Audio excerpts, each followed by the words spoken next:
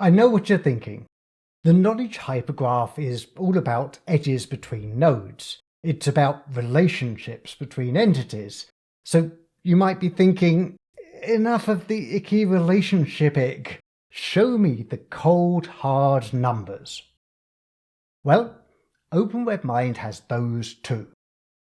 And if you've been impressed by what you can do with the relationships in the knowledge hypergraph, you're going to be blown away by what you can do when you throw in those cold, hard numbers.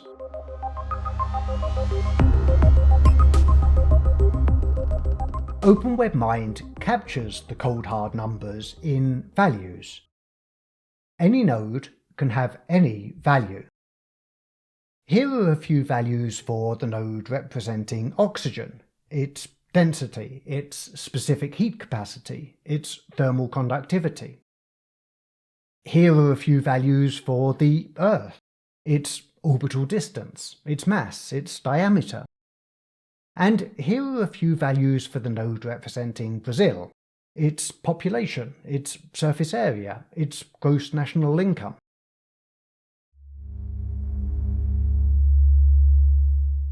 Let's take a closer look at those values. The density of oxygen has three components: a property, a number, and a unit.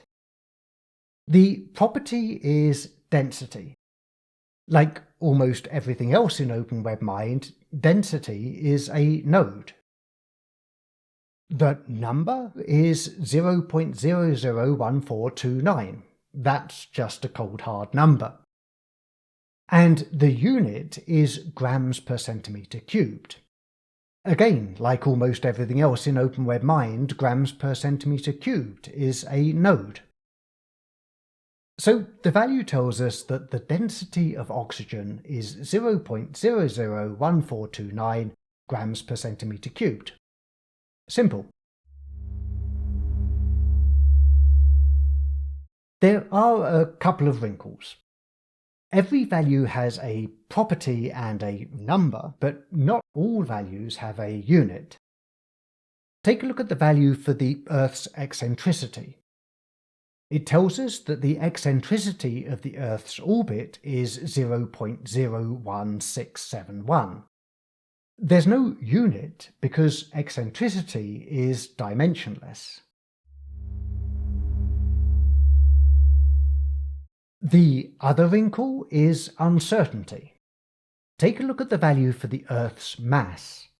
It tells us that the mass of the Earth is 5.972 times 10 to the power of 24 kilograms. But if you hover over the value, you can see that there's more to it. The mass of the Earth is 5.97217 plus or minus 0.00028 times 10 to the power of 24 kilograms. You can see that this is a more precise value. You can also see that it has an uncertainty. The number after the plus or minus indicates the likely error in our measurement of the mass of the Earth. And that's it. Every value has a property, a number, and if it's not a dimensionless number, a unit. Some values also have an uncertainty. That's it.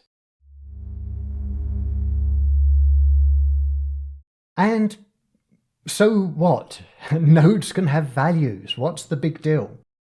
Well, the big deal is what you can do with those values. In future episodes, I'll be digging into what it means to have a knowledge hypergraph that can capture every cold hard number for every node. Here's a sneak peek.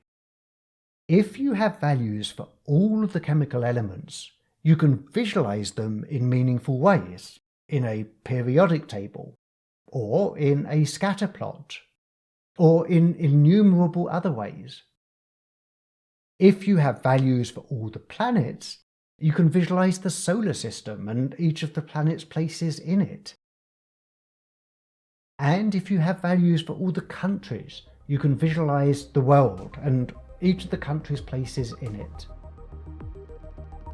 If you're beginning to see what's possible when you throw cold hard numbers into the knowledge hypergraph, make sure you're subscribed to this channel.